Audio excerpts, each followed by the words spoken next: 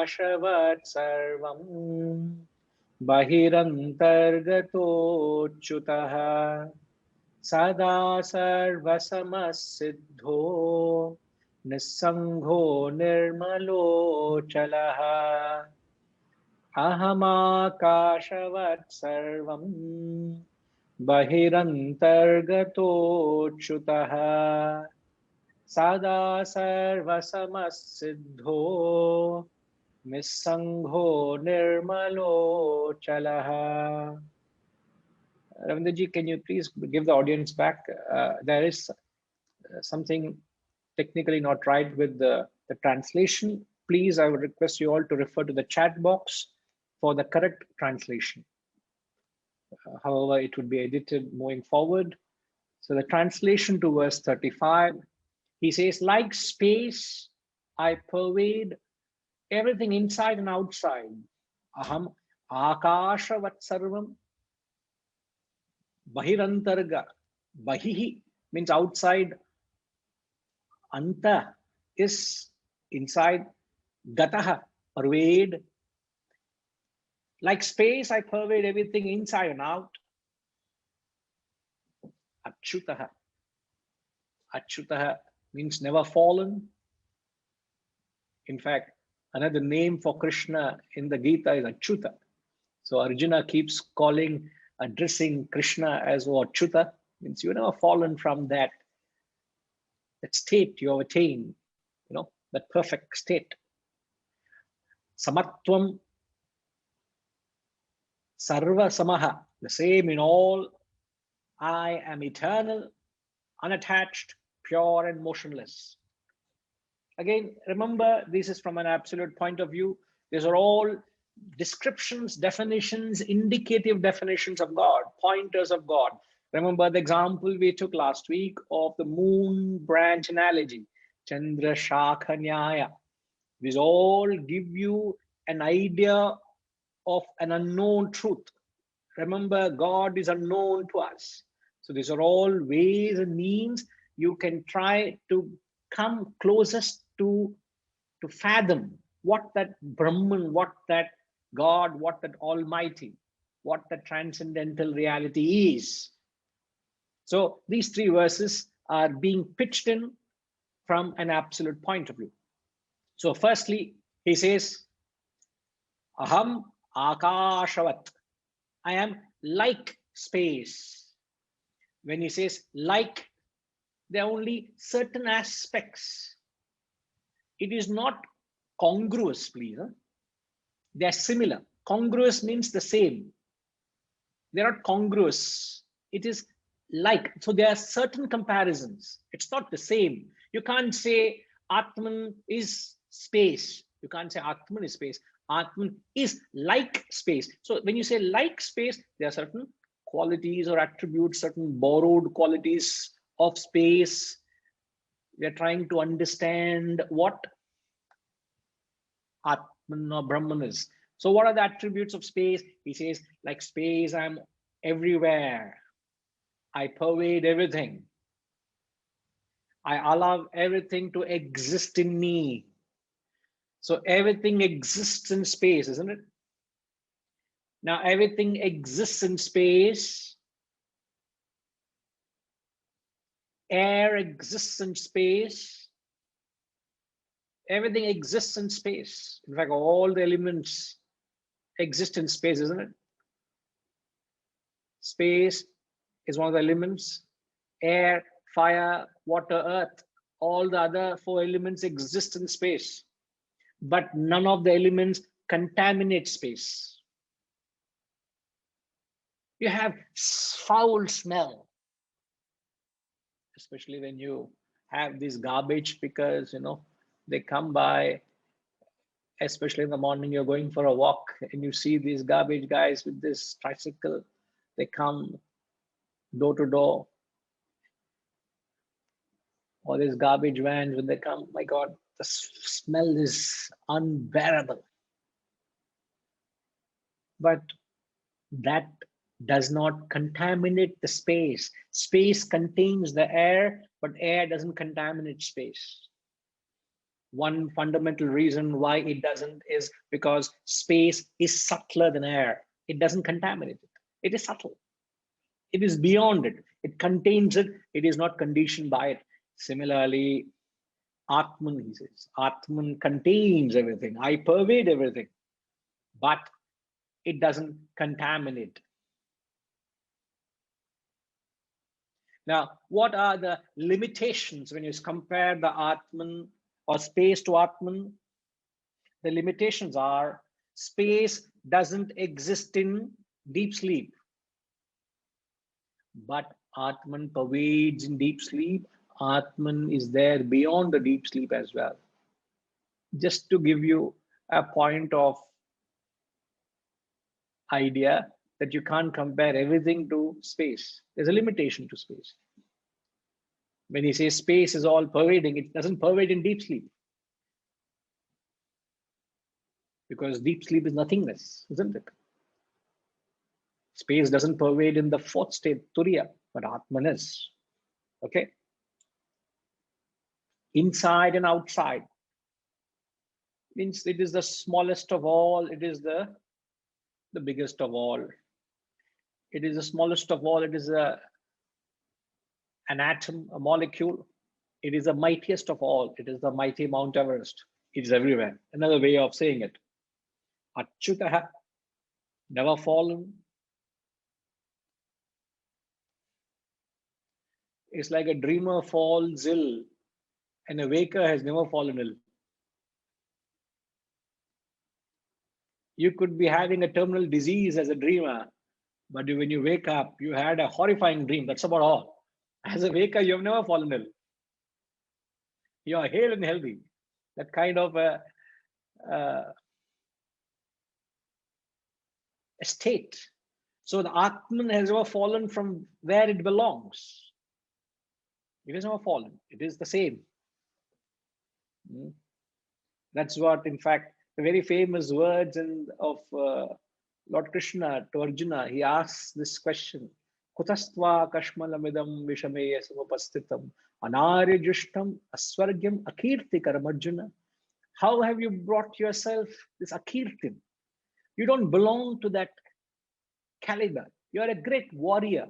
Kutastva. How did you fall to such a state, man? So Arjuna fell. You know, same words. I think it is in. I don't know. Where is here? Anyone? You must remind me. Where does it say? What a fall was there, my countrymen, where you and I and all of us are. I think it's Caesar, Julius Caesar. What a fall was there, my countrymen, because the great Caesar fell. So he's talking in that poetic sense. He's saying Atman is never fallen. And then he says, Nisangha, unattached.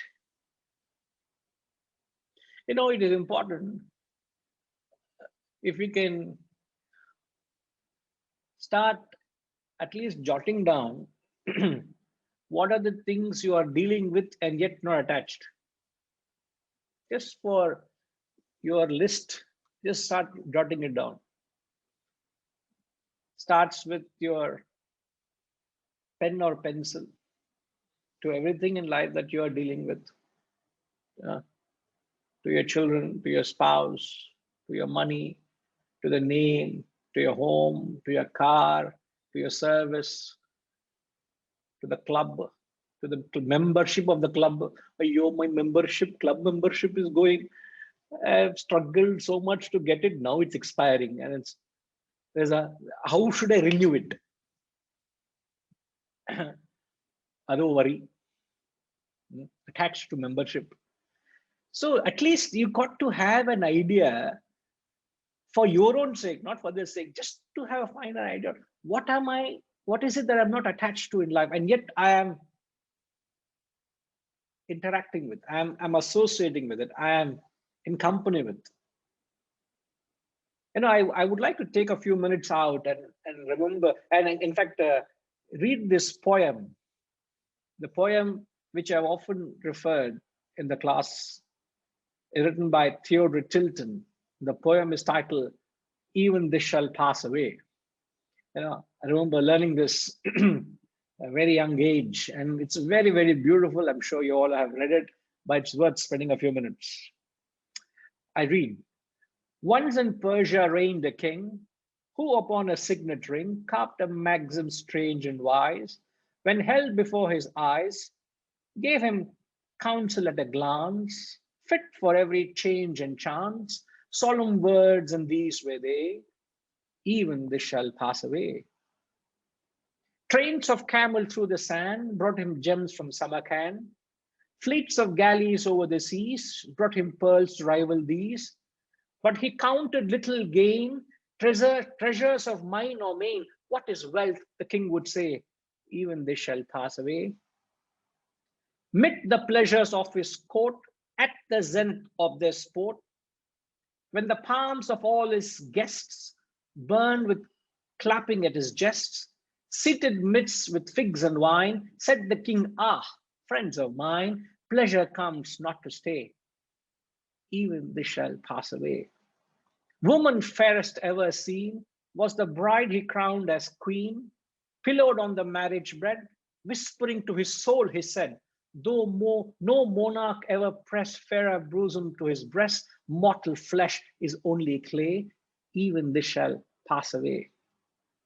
Fighting on the furious field, once a javelin pierced his shield, soldiers with loud lament bore him bleeding to his tortured side.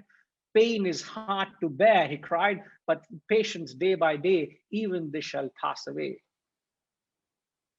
Towering in the public square, 40 cubits in the air, and the king disguised, unknown, gazed upon his sculptured name, and he pondered, what is fame? Fame is but a slow decay. Even this shall pass away. Stuck with palsy sore and old, waiting at the gates of gold, said he with his dying breath, life is done, but what is death? Then an answer to the king fell, a sunbeam on his ring, showing by a heavenly ray, even this shall pass away. Our gratitude goes to Theodore Tilton. So right through every phase of his life, he reminded himself that even this shall pass away. When? What is wealth? The king would say, it will pass away. Pleasure comes not to stay, to pass away. Mortal flesh is only clay, it will pass away. Pain is hard to bear, it will pass away. Fame is but a slow decay, it will pass away. Even in the deathbed, he said, it shall pass away. So it's a very inspiring poem. And a poem has to be read like poetry. I don't think I've done enough justice to reading poem as poetry, because I have so many teachers and principals sitting here. They would be saying, this is not the way a poem is read. Tinky ma? Correct, huh? You're laughing now. I knew this fellow doesn't know anything, I tell you. Huh? No, it's not that at all. Not at all, Guruji. But I think the point has been driven home, so clearly and so simply. And it's something we all should remember. Absolutely. It's such a simple poem, but yet the message is so deep and so profound, isn't it? Yes. Mm-hmm. The transitoriness of life and of everything, impermanence of everything. Everything, at every stage of life, at every stage, Even he says, fairest lady he had on the marriage bed, he whispered to his soul, mortal flesh is only clay. So he was not charmed, he was not swept away by the pleasure he got. 40 cubits in the air, he sees his own statue 40 cubits in the air, and he said to himself, fame is but a slow decay. He went in disguise to the public square, and he saw his own statue 40 cubits in the air. What is fame? What is pain? What is wealth? every stage of your life, if we are able to have that spirit that this is not it. If I can tell myself this is not it, it is not worth binding myself to it. It is nothing. And having said that, at every moment you're binding yourself to something or the other. Every moment. So to have a clear objectivity that I should not be bound, that is jnanam. Jnanam is an awareness of the goal. Jnanam is the thought. Jnanam is what? Knowledge of the self. ATMABODHA. What is ATMABODHA? Knowledge of the self. Now, how do you test yourself whether you've got knowledge of the self? Is I am not attached to this. I'm not bound by this. I am not confined by this. I am not limited by this. Where are my thoughts? On the higher. But then you may say, so why do I have to engage with my family then? Why I have to engage with my business, with my activities, with sport? Why? That is your dharma. You have got vasanas, isn't it? It's not that you don't have vasanas. You have vasanas. Therefore, you have to engage with them. But while engaging, you must remain unattached.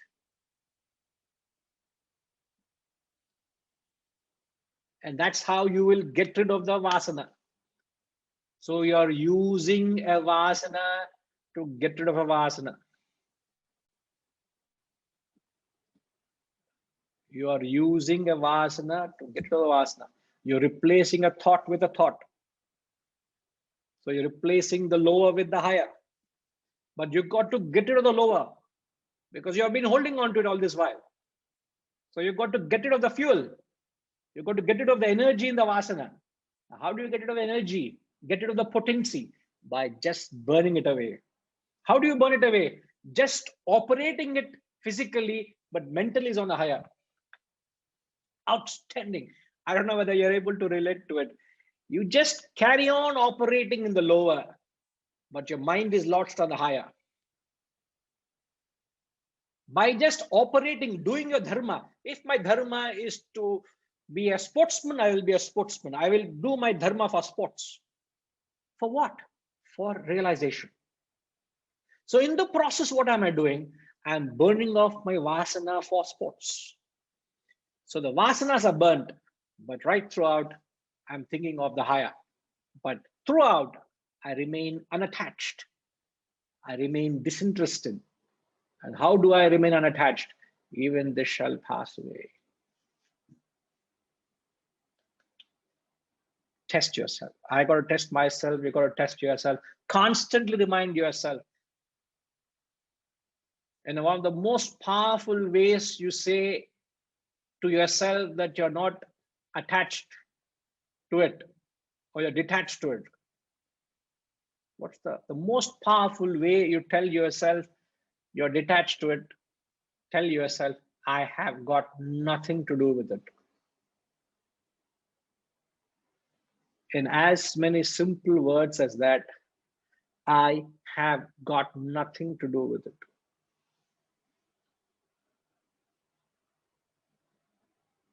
About the foundation then, the good work you were doing, I have got nothing to do with it.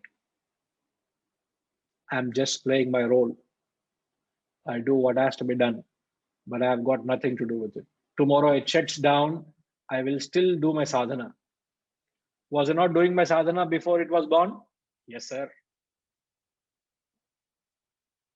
Should you not do your sadhana after it shut down? Yes, sir. Then what have you got to do with anything to do with it? Nothing to do with it, sir. I'll carry on what I have to do, sir. But if I can do my sadhana with it, very well, sir. Without it, also very well, sir. I will do it, sir. So what is my attitude? I've got nothing to do with it, sir. Then why are you doing it? It is my dharma, sir. Oh, madam. There are more madams than sirs. Therefore, I say, yes, madam. I'm just doing my dharma, madam. I have got nothing to do with it. Do you have the guts and the strength and the capacity to say, you look at your family and tell yourself, I've got nothing to do with you? Did you tag them along with you from the previous birth?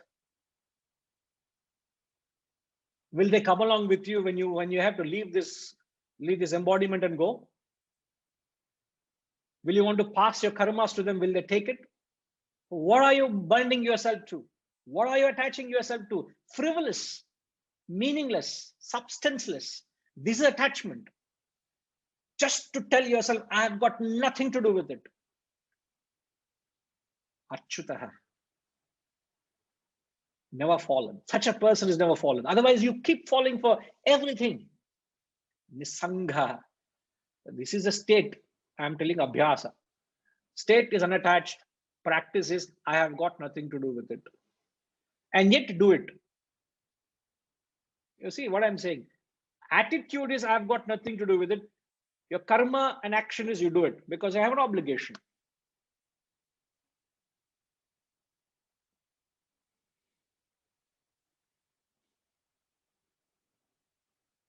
I've got nothing to do with it. I don't want to sound very pessimistic, but I remember telling Vijaya, many years ago, said, let's say when Vaishnavi grows up and she does whatever she wants to do, I told her, I have got nothing to do whatever it is. I've got nothing to do with it. Whatever she does, good, bad, indifferent, I've got nothing to do with it. Did I not say that?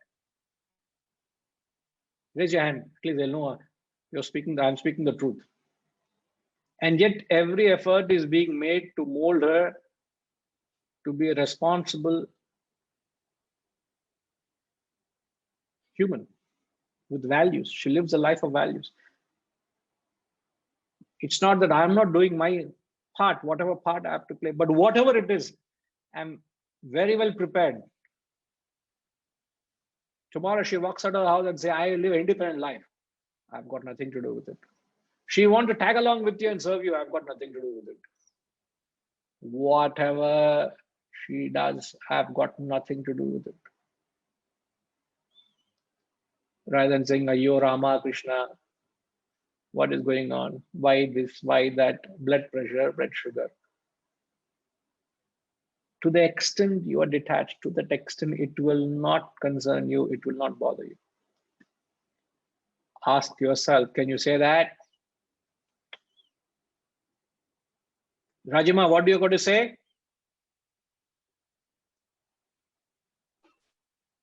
I have nothing to do with it. I have got nothing to do with it. Correct. With what? With everything that you are doing.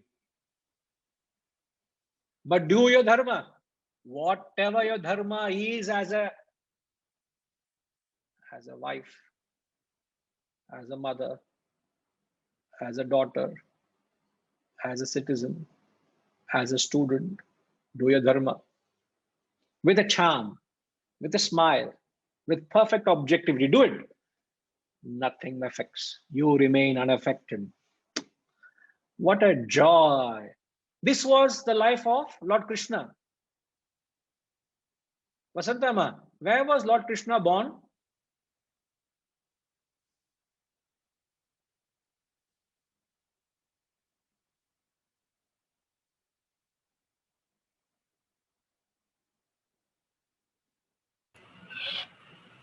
He was born in the jail.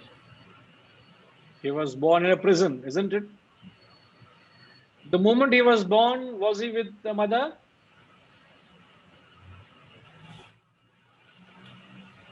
Yes. The moment he was born, he was with his mother. Thereafter? Thereafter, no. So he never got the love of his mother. He was separated from the mother. Yes. Right throughout, his uncle was hell-bent on killing him. Isn't it? Yes. And yet throughout the life of Krishna, you see he was born, he lived a life of fun and frolic, full of mischief, full of laughter. That is what is a picture of detachment. Nothing affected him. So if one applies this principle in life, one remains ever with a smile. Nothing will affect you. Nothing should affect you. The moment you're affected, that is a sign of Attachment. attachment. And what's the law of attachment? Whatever you become what you identify with. Yes, and then Suffer and misery. sorrow and misery, suffer and misery, and then The downfall. correct, it's a downfall. Furthermore, he says, Ladder of fall. Ladder of fall. But in the extension of thought, first attachment is you become what you identify with. You are subjected to whatever you're identifying with. Thirdly, you lose your object of attachment. You will lose it. Amazing how the law works, but it works. Attach, you lose. Detach, you gain. Is the law of life. And the example to explain this law: attach, you lose. Detach, you gain. An example which conveys this principle to the T.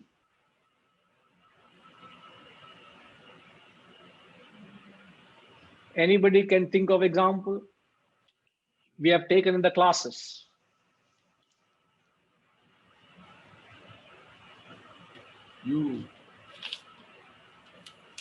Yes, sir. Chapandi.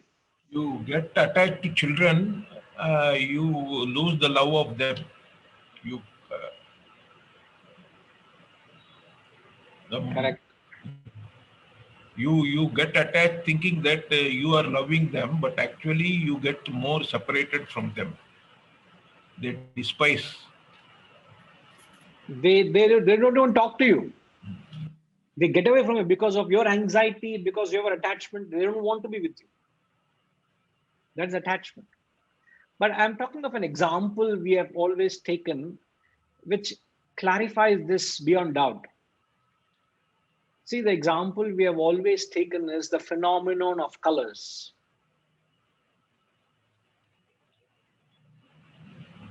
Does it strike a chord? The phenomenon of colors.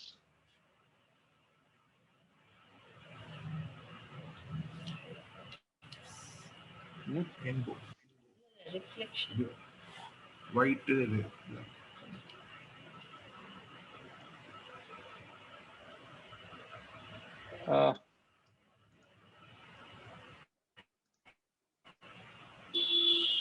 Setuji, could you please mute yourself?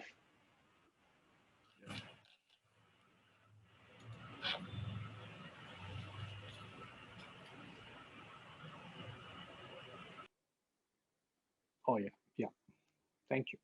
Because there is constant hissing sound coming. See, the phenomenon of colors, you remember when the white light has got the 7 vibronic colors. So when an object is bathed in light, an object appears black because it takes in all the colors. But an object appears green because it absorbs all other colors except green. So what it gives is what it gets.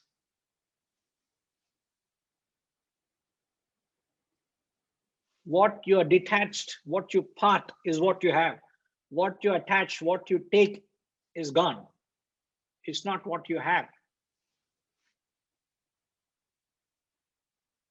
An object is white because it reflects all colors, symbolizing purity, a life of detachment. It's phenomenal. It's amazing how science proves it. Okay. So he says, Nisangaha, unattached, Nirmalaha, pure, it is stainless. it is immaculate, motionless. It has no motion. God can't move from anywhere. There's no movement of God. Even when you're doing, what do you call that ritual or that ceremony where you do, you take the Lord, what do you call the vigrahas, I'm sorry, in a temple, I don't have the Utsava Vigraha, they say, Utsava Vigraha. So when you take the Lord around the temple, so you are, sorry, Harishji? Temple procession. Temple procession, yes. So when the Lord is taken through around the temple as a procession, it's only symbolic. He says the Atman or God is Achala. Chala is motion. Achala is motionless. Why do you think God is motionless? There's no movement possible for God. Annapurnama, any idea? No movement possible. Hari Om Guruji. Because you're supposed to see God, realize God in oneself. So maybe because of that, the concept that God is motionless. I've got a problem with you. I can't get angry at you. Never mind. Even I'm if sorry. even if it's a completely wrong answer out of context, I can't get angry with you. Hari Om Guruji. No. It is not. Your greatness, your greatness. I'm saying my weakness and you're saying is greatness. Parvala. No, in fact, that's not the reason. In fact, I would like to hear from others. Any idea, Badrinathji? Why do you think God is beyond movement? It's motionless. Because we say that God is omnipresent. If God is omnipresent, then there's no question of moving from one place to another because God is everywhere. If God is everywhere, so therefore, how can the movement means you are leaving one place and going to another place. But if you are everywhere all the time, then there's no question of. Correct. So that's the argument, Annapurnama. Because it is present everywhere and it is nowhere, it doesn't exist. Therefore, there cannot be a movement, because movement of an object or a thing or a being is from a place where it is to a place where it isn't. Isn't it? I can move from here to a place because I existed here. I don't exist there. So if you say God, there is a movement, then you're presupposing it doesn't exist there. Since it's omnipresent, it is achala, motionless. It's staggering. It is just amazing how it is. Therefore, we say it is sarvatra. It is all pervading. Okay? Vaidyanatji, you're right. It is omnipresent. It's everywhere.